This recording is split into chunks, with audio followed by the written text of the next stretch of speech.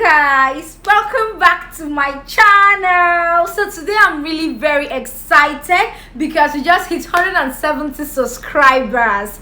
Like, I don't know, you guys are the real MVPs. I know it's really small, but it's the little growth that matters.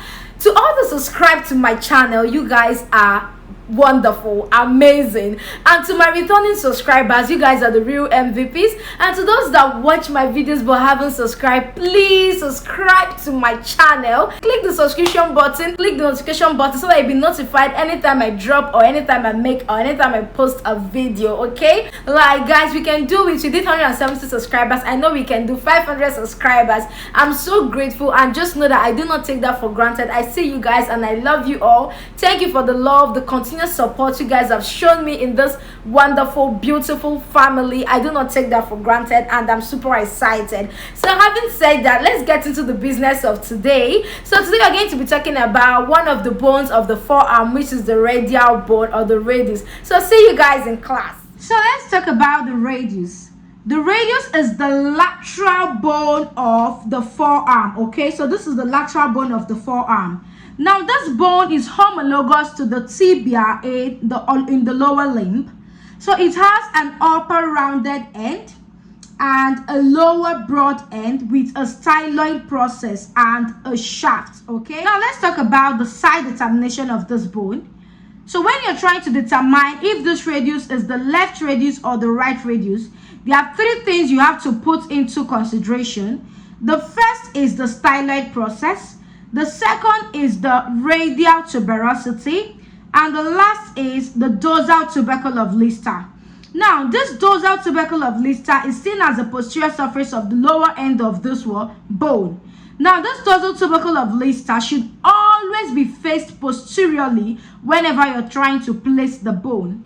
Then the styloid process should always be faced laterally, while the radial tuberosity should always be faced anteriorly. Okay, remember that this is the upper end of the bone and this is the lower end of the bone, while this is the shaft.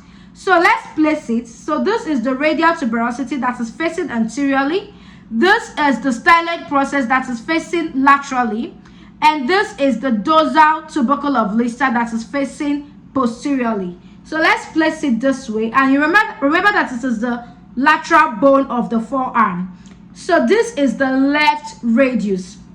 But if I place it this way, now the styloid process is facing medially, which is wrong, but the radial tuberosity is facing anteriorly, and this is facing posteriorly. That's the dorsal tubercle of Lister. But the only problem is that the styloid process is facing medially.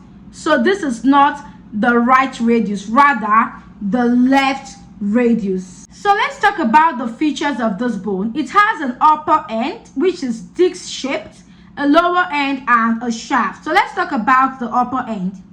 So the upper end of this bone, the head is a disc shaped end which is covered by a hyaline cartilage. Okay, now this upper end has a superior concave surface which would articulate with the capitulum of the humerus at the elbow joint. Now, the circumference of this head is also very much articular in the sense that it fits into a socket formed by the radial notch, which is seen in the ulnar bone, and the annular ligament, which now forms the superior radio-ulnar joint. Now, for the neck of this bone, which is under the upper end, now the neck is enclosed by a narrow lower margin of the annular ligament. The head and the neck are free from capsular attachment and can rotate freely within the socket. Now, in the upper end of this bone, there is what we call the radial tuberosity.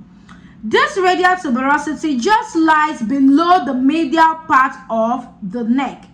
Now, it has a rough posterior part and a smooth anterior part. Now, let's talk about the shaft of this bone.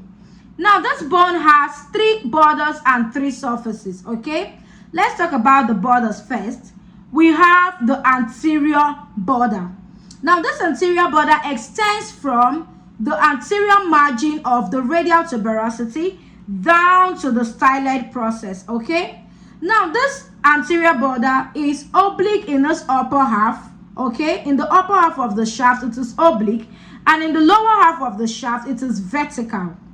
Now the lower part is sharp and much crest-like. Okay, now the oblique part is called the anterior oblique line.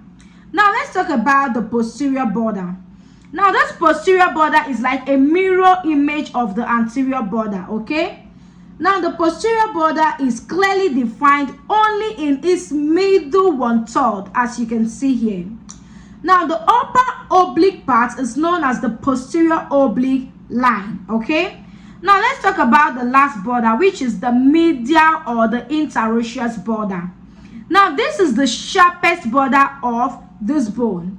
So the medial border extends from the radial tuberosity to the posterior margins of the ulnar notch below. Okay, now the interosseous membrane is attached to its lower 3/4.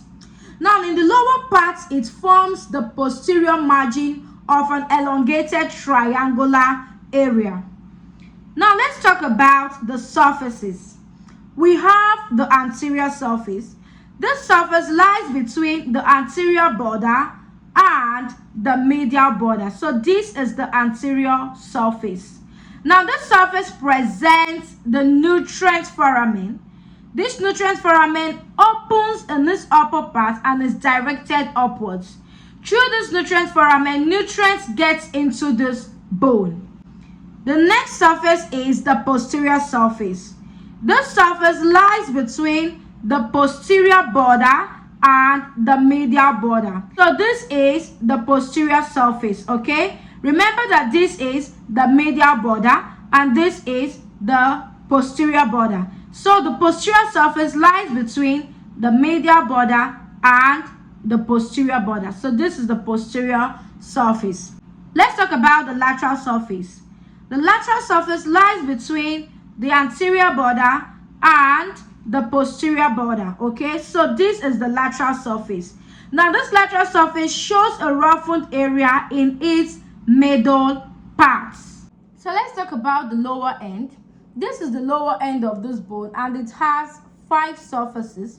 It has the anterior surface, the posterior surface, the medial surface, the lateral surface, and the inferior surface. So let's talk about the anterior surface. The anterior surface is in the form of a thick prominent ridge. Okay, the radial artery is palpated against the surface. So let's talk about the posterior surface. This posterior surface presents 4 grooves, okay, for the extensor tendons. Now there is the dorsal tubercle of Lister that lies lateral to the oblique groove. Now let's talk about the medial surface.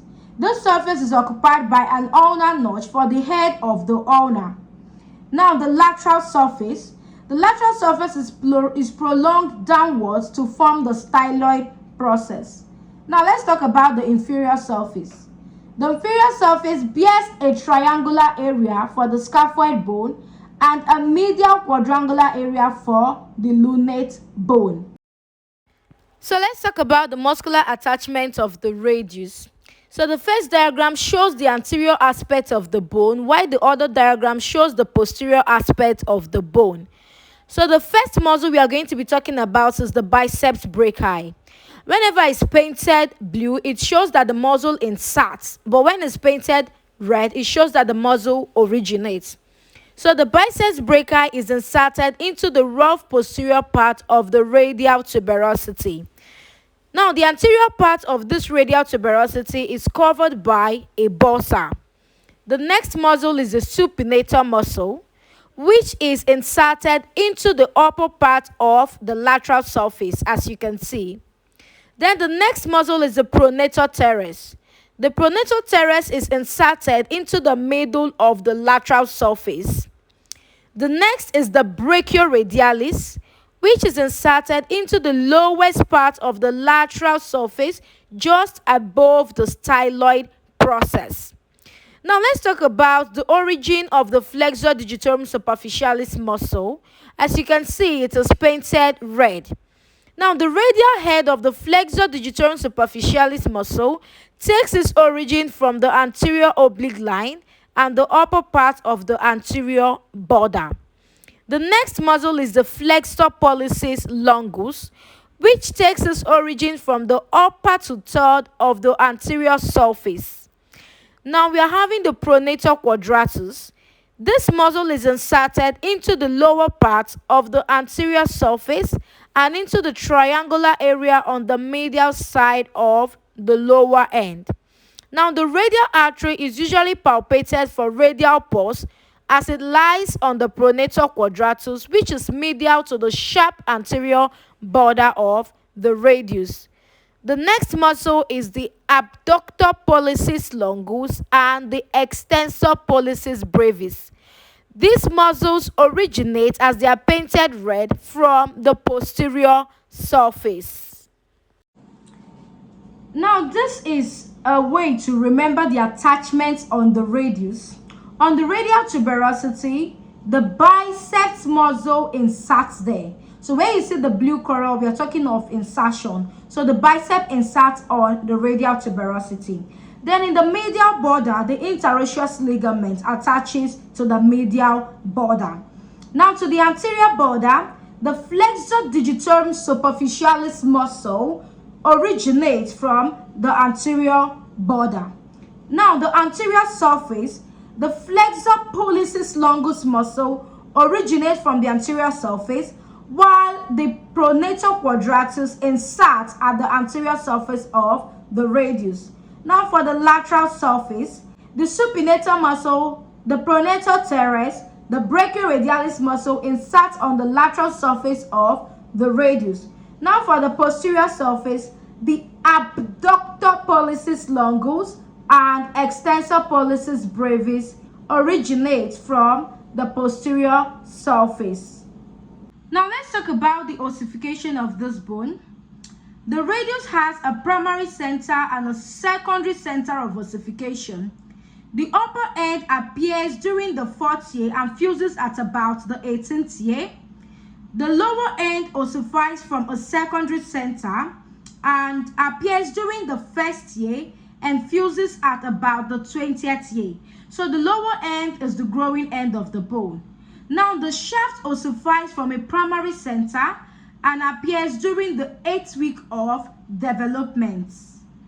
So we have come to the end of this class, guys. If you stay to the end of this class, thank you for watching my video till the end of this class. My name is Joy Onyi. I'm a basic medical lecturer and I teach anatomy.